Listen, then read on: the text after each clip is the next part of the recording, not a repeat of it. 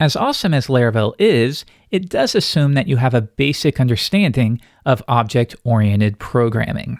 So if this whole world is still a little blurry to you, that's certainly okay. All of us were there at one point. But before you move on to Laravel, I do recommend going through this series to brush up. So why don't we start at the very beginning? I'm going to assume that you're coming possibly from a more procedural world. The type of world, for example, where you'll just place a bunch of PHP right above a block of HTML. You have code here that connects to a database and then builds up a collection. And then you come down here and reference the variables that you just created above your HTML. I'm betting that this is something that looks pretty familiar to you.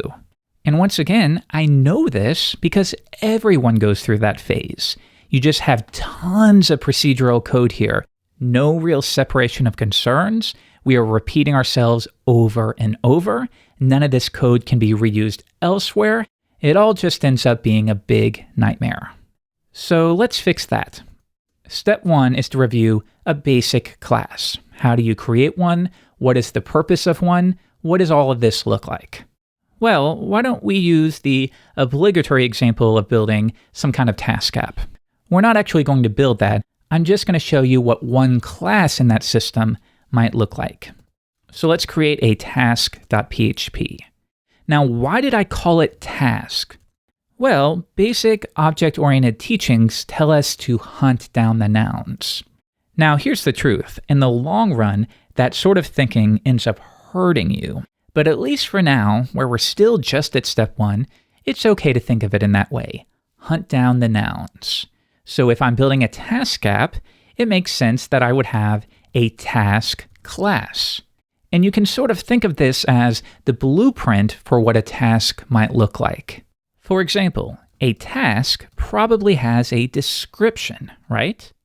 Well, you're used to doing it like this, description equals, and then whatever you set there.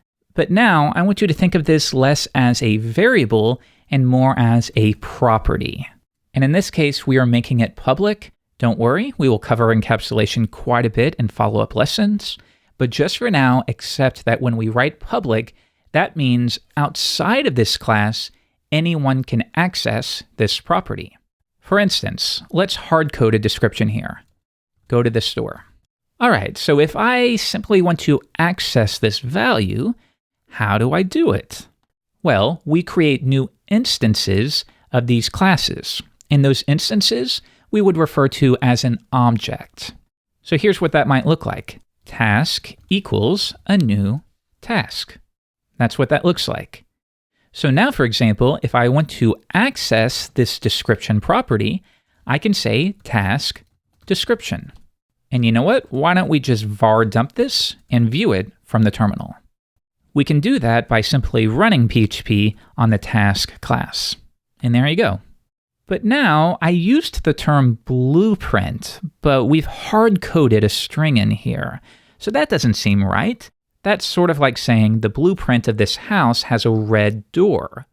Well, maybe some houses have red doors, or if we were to translate that to code, some instances of that blueprint have a red door, but some have blue and some have brown.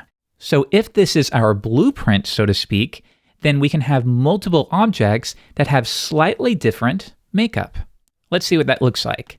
I'm going to remove this entirely, and now I'm going to add a new special method here.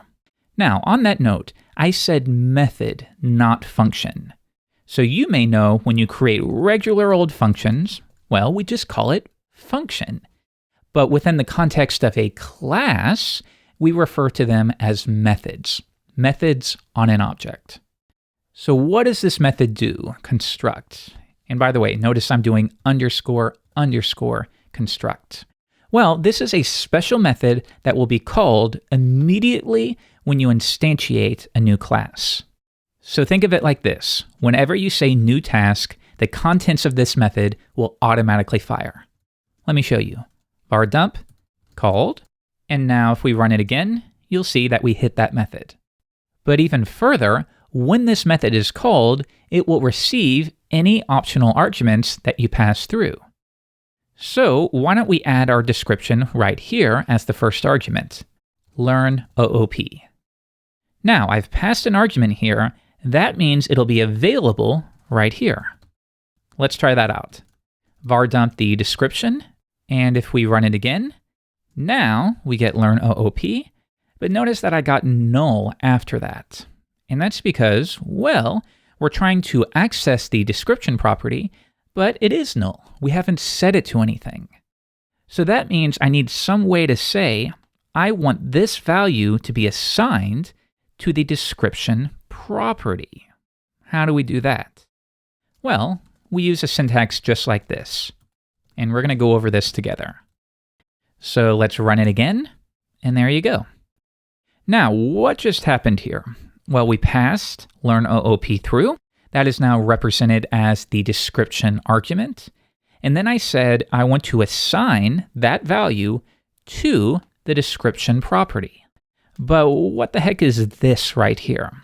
Well, think of this as a way of referring to this object, or more specifically, this instance of our class.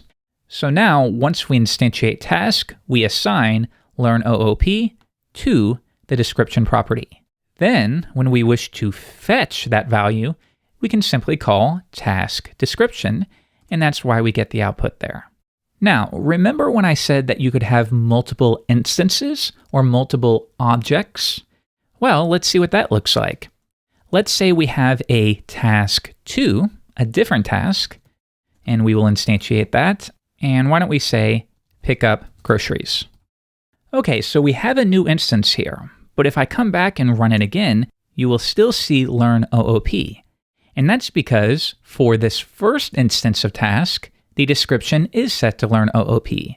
But now for this second instance, the description is entirely different.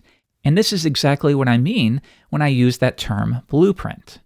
So now if I say task 2 and we run it, now of course we'll get pick up groceries. Next, what about the process of completing a task? It stands to reason that a task will either be finished or not finished, or completed or not completed. So maybe, and once again I'm going to stick with public here because we haven't yet reviewed a term called encapsulation. I will say public completed, and by default we will set that to false. When you create a new task, well, obviously it's not done yet because you just created it, so the completed property is set to false. Now, if we take a look at that, and I will remove that, task completed, and if we run it, sure enough, that returns us to false. So how might we represent the process of marking a task as complete?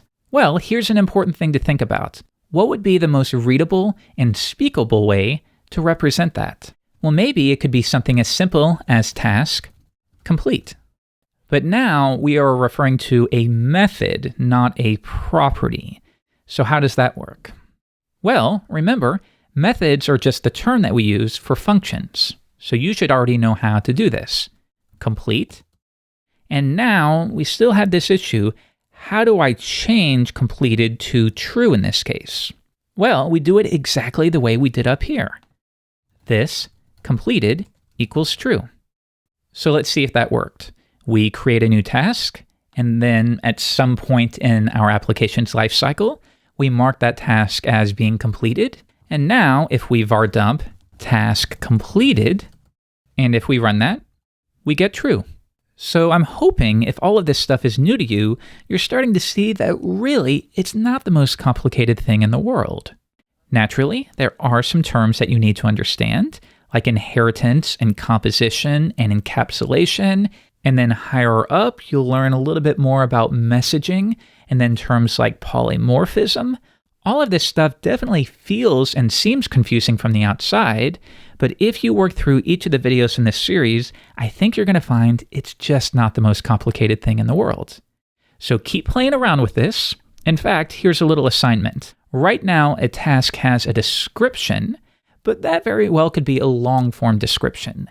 So why don't you also offer the option to pass through a title?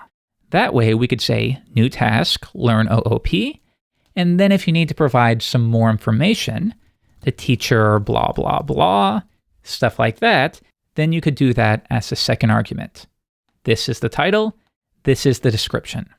Okay, have fun, and once you understand everything we did in this video, move on to episode 2.